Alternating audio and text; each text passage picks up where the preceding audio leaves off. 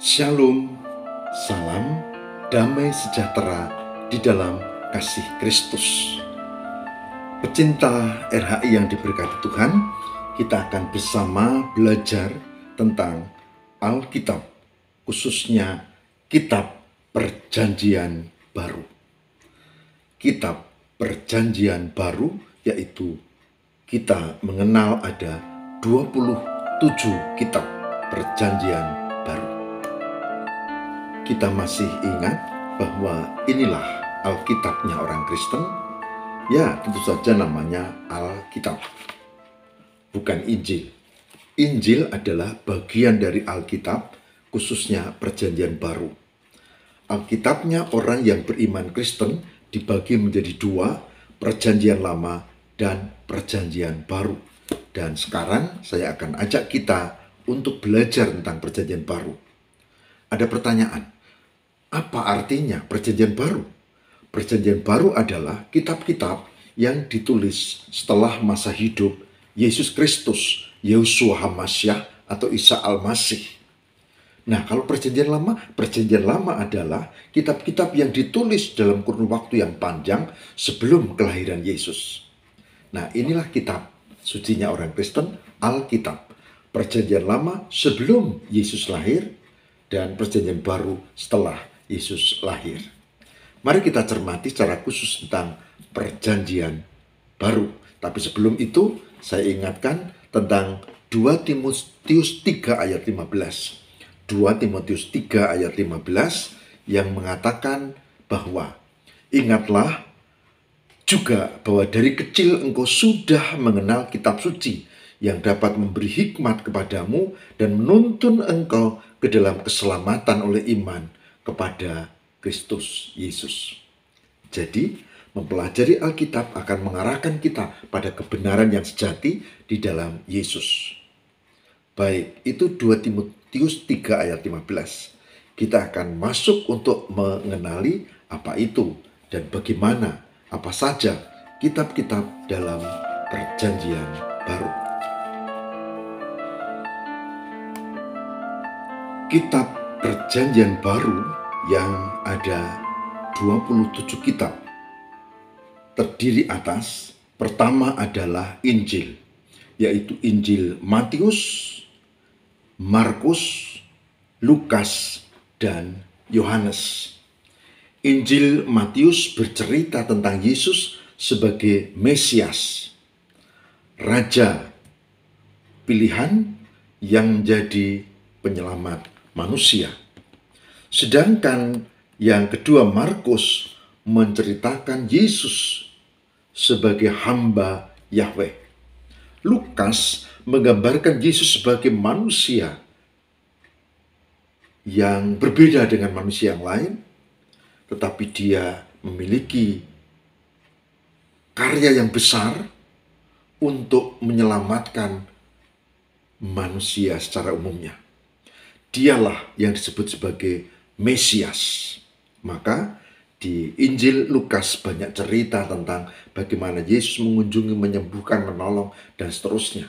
Sementara Yohanes, Injil yang keempat ini menggambarkan Yesus sebagai Logos, yaitu firman yang menjadi manusia. Maka disebutlah Mesias, Al-Masih atau Kristus yang diurapi. Itulah 4 Injil, Matius, Markus, Lukas, dan Yohanes. Bagian kedua yang disebut sebagai kisah para rasul. Bagian ini menceritakan tentang pemberitaan kabar sukacita, sejarah bagaimana rasul-rasul itu bersaksi. Nah, di dalam bagian ketiga itu disebut sebagai surat-surat rasuli, surat-surat pengembalaan, surat-surat Paulus, mulai dari Roma, 1 Korintus, 2 Korintus, begitu seterusnya, Galatia, ya, Efesus, Filipi, Kolose, Tesalonika 1-2 itu, Timotius 1-2, Titus, Filemon. Ini berisi tentang bagaimana pertumbuhan iman orang-orang percaya. Nah, Bagian yang keempat, ya, tadi tentang Injil, lalu tentang Kisah Rasul, kemudian surat-surat rasuli.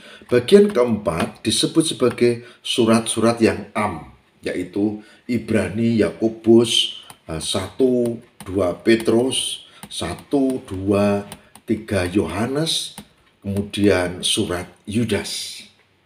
Itu bagian keempat, surat-surat yang Nah, yang kelima, saudara, yang disebut sebagai pewahyuan atau surat tentang nubuat, kitab wahyu, eskatologis, apa yang akan terjadi nanti.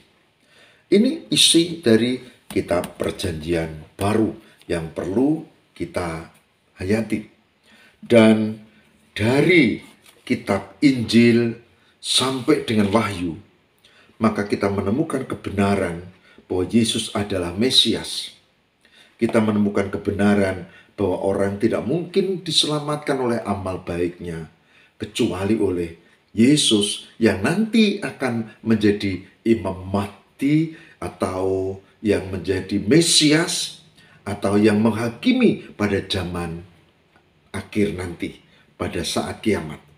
Oleh sebab itu orang yang beriman disarankan, bahkan diminta di dalam kebenaran Alkitab ini untuk sungguh-sungguh menghayati Yesus tidak sekedar nabi. Yesus juga bukan rasul, ya, cuma rasul. Yesus adalah Mesias. Dan dengan membaca kitab perjanjian baru, 27 kitab tadi, mulai dari Injil dan seterusnya, maka dipastikan kita menerima kebenaran yang hakiki. Oleh sebab itu, Bapak, Ibu, dan saudara-saudara, jangan terkecoh oleh ajaran-ajaran yang macam-macam beredar. Tapi peganglah teguh firman Tuhan ini. Dan saya yakin Tuhan menyertai, memberkati ibu, bapak, dan saudara-saudara, yaitu orang yang beriman kepada Tuhan sesuai dengan janjinya di dalam Alkitab. Mari kita memohon berkat kekuatan pada Tuhan dan mari kita bersama berdoa. Tuhan, berkatilah kami untuk memahami kebenaran firman Tuhan, terutama di dalam Alkitab. Dan kali ini kami membahas dalam kitab-kitab perjanjian baru, 27 kitab. Semoga Tuhan memberkati sehingga kami mengimani dan melakukannya. Tak sekedar membaca, tapi memahami, menghayati, dan melakukan. Biarlah pecinta RHI diberkati untuk mengenal. Dengan demikian kami diberkati, tertuju pada keselamatan di dalam Yesus. Terima kasih Bapa. Haleluya. Amin.